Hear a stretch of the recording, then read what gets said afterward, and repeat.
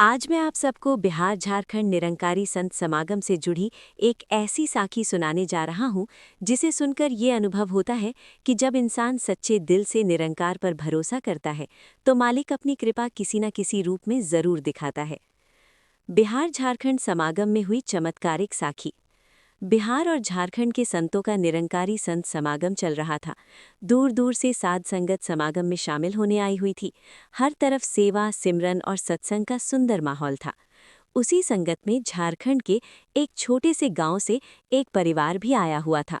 उस परिवार में एक माँ, पिता और उनका लगभग 10 साल का बेटा था। वो बच्चा कई महीनों से बहुत बीमार चल रहा था। डॉक्टरों ने इलाज तो किया, लेकिन बीमारी पूरी तरह ठीक नहीं हो रही थी। बच्चे के माता पिता बहुत परेशान थे। किसी महात्मा ने उन्हें समझाया, तुम समागम में जाओ, सत्संग सुनो, निरंकार पर भरोसा रखो। जब मन सच्चा होता है तो मालिक जरूर कृपा करता है। समागम में पहुंची संगत। परिवार बड़ी उम्मीद लेकर समागम में पहुंचा। माँ बच्चे को गोद में लेकर सत्संग पंडाल में बैठी थी। बच्चा बहुत कमजोर था, ठीक से चल भी नहीं पा रहा था। सत्संग में महात्मा समझा रहे थे, मालिक को पाने के बाद इंसान को डरने की जरूरत नहीं रहती। जब निरंकार पर विश्वास होता है तो कठिन से कठिन परिस्थिति भी हल हो जाती है। ये वचन सुनकर उस माँ की आंखों में आंसू आ गए।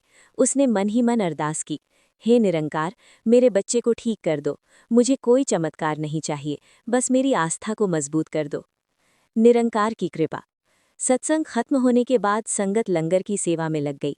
थोड़ी देर बाद वो बच्चा जो सुबह तक ठीक से खड़ा भी नहीं हो पा रहा था, अचानक खुद उठकर चलने लगा। पहले तो माता पिता को विश्वास ही नहीं हुआ। बच्चा बोला, माँ, मुझे अब अच्छा लग रहा है, मैं चल सकता हूँ। माँ की आंखों से आंसू बहने लगे। पिता भी भावुक हो गए।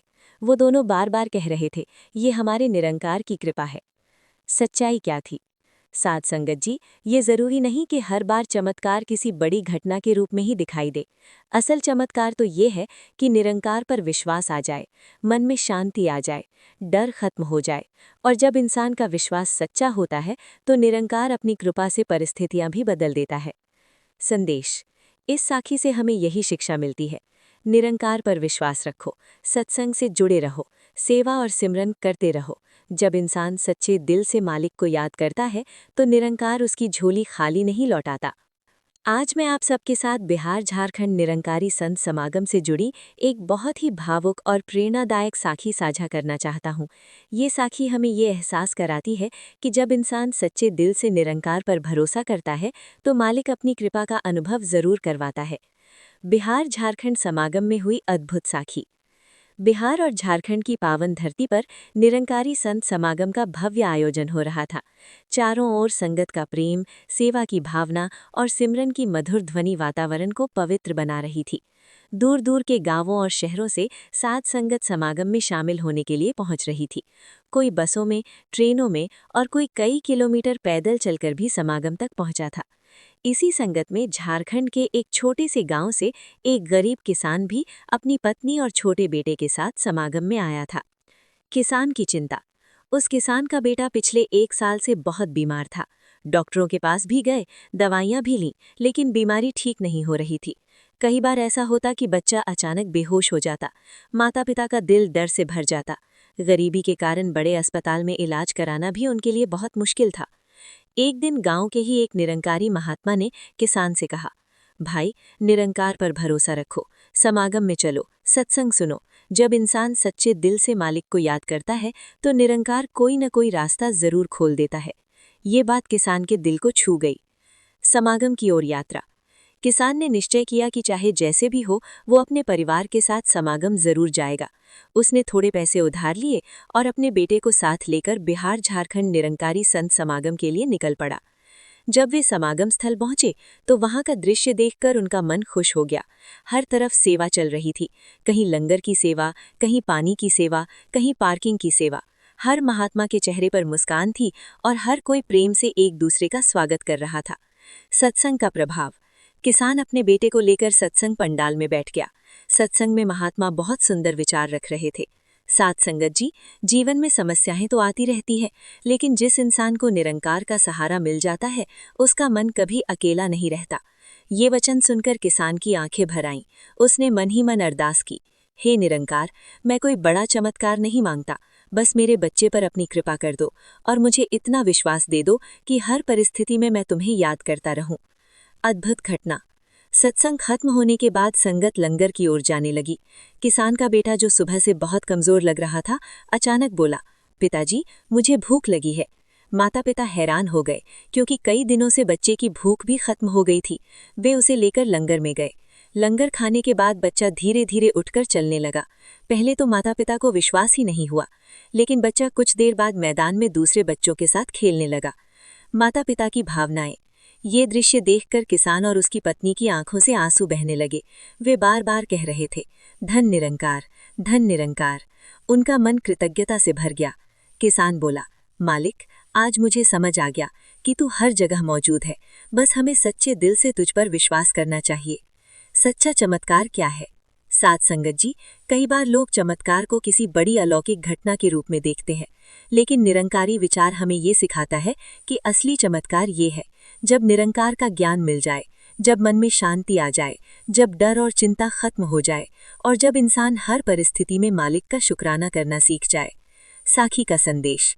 इस साखी से हमें यही शिक्षा मिलती है, निरंकार पर विश्वास रखो, सत्संग से जुड़े रहो, सेवा और सिमरन करते रहो। जब इंसान सच्चे दिल से मालिक को याद करता है तो निरंकार उसकी झोली खाली नहीं लौटाता। संत निरंकारी मिशन द्वारा समय समय पर अलग अलग राज्यों में संत समागम आयोजित किए जाते हैं, जिनका उद्देश्य मानवता, प्रेम, भाईचारे और परमात्मा की पहचान का संदेश देना होता है। बिहार एवं झारखंड 5वां निरंकारी संत समागम। बिहार झारखंड जोन का 5वां निरंकारी संत समागम एक बड़ा आध्यात्मिक कार्यक्रम होता है, जिसमें इन दोनों राज्यों के हजारों निरंकारी भक्त एक साथ एकत्र होकर सत्संग, भजन, कीर्तन और सेवा के माध्यम से आध्यात्मिक लाभ लेते हैं। समागम की मुख्य विशेषताएं। इस समागम में बिहार और झारखंड के विभिन्न जिलों से संगत बड़ी संख्या में आती है। कार्यक्रम में सत्संग, भक्ति गीत, कवि दरबार और आध्यात्मिक प्रवचन होते हैं। मिशन के संत महात्मा मानवता, प्रेम, एकता और निरंकार की पहचान का संदेश देते हैं। समागम में लंगर, सेवा और भाईचारे का वातावरण देखने को मिलता है। हर जाति धर्म के लोग इसमें शामिल हो सकते हैं, क्योंकि निरंकारी मिशन समानता और मानव एकता का संदेश देता है। समागम का उद्देश्य मानव को निरंकार यानी परमात्मा की पहचान कराना, समाज में प्रेम, शांति और एकता का संदेश फैलाना, लोगों को सत्संग और सेवा के माध्यम से आध्यात्मिक जीवन की ओर प्रेरित करना। निरंकारी साखी। बिहार एवं झारखंड का 5वां निरंकारी संत समागम। साध संगत जी, बड़ी ही प्रेम और सत्कार से कहना कि धन निरंकार जी। साध संगत जी, जब जब इस धरती पर इंसान अपने असली उद्देश्य को भूलने लगता है, जब मनुष्य का मन भटकने लगता है, तब सद्गुरु की कृपा से ऐसे आध्यात्मिक समागम होते हैं जो इंसान को उसके असली घर की याद दिलाते हैं। ऐसे ही पावन अवसरों में से एक है बिहार एवं झारखंड का 5वां निरंकारी संत समागम। साध संगत जी, ये समागम केवल एक कार्यक्रम नहीं होता, बल्कि ये प्रेम, भक्ति, सेवा और भाईचारे का एक विशाल संगम होता है। जैसे कई नदियां मिलकर गंगा बन जाती हैं, वैसे ही अलग अलग गांव, शहर और राज्यों से आई संगत मिलकर एक सुंदर आध्यात्मिक परिवार बन जाती है। समागम की तैयारी। साध संगत जी, समागम का दिन आने से कई दिन पहले ही सेवाधारी महात्मा सेवा में लग जाते हैं। कोई पंडाल सजाने की सेवा करता है, कोई पानी की व्यवस्था करता है, कोई लंगर की सेवा करता है। कई महात्मा दूर दूर से आकर अपने हाथों से मैदान को साफ करते हैं। कोई झाड़ू लगाता है, कोई कुर्सियां लगाता है, कोई रास्ते बनाता है। ये सब सेवा इसलिए नहीं होती कि कोई उन्हें देखे या प्रशंसा करे, बल्कि ये सेवा केवल निरंकार की खुशी के लिए होती है। साध संगत जी, सेवा करते हुए महात्माओं के चेहरे पर जो खुशी होती है, वो इस बात का प्रमाण होती है कि सेवा से बड़ा कोई सुख नहीं। समागम का पावन दिन। जब समागम का दिन आता है तो सुबह से ही वातावरण बड़ा ही सुंदर और पावन हो जाता है। दूर दूर से संगत बसों, ट्रेनों और गाड़ियों से पहुंचने लगती है। कोई गांव से आया होता है, कोई शहर से, कोई बिहार से, कोई झारखंड से। लेकिन जब सब समागम में बैठते हैं तो सबकी पहचान केवल एक रह जाती है, हम सब निरंकार के बच्चे हैं। चारों ओर भक्ति गीत गूंजने लगते हैं। भजन कीर्तन का मधुर स्वर वातावरण को और भी पवित्र बना देता है। सत्संग का महत्व। साध संगत जी, समागम का सबसे मुख्य भाग होता है सत्संग। संत महात्मा जब मंच से अपने अनुभव सुनाते हैं, जब वे बताते हैं कि किस प्रकार निरंकार की पहचान ने उनके जीवन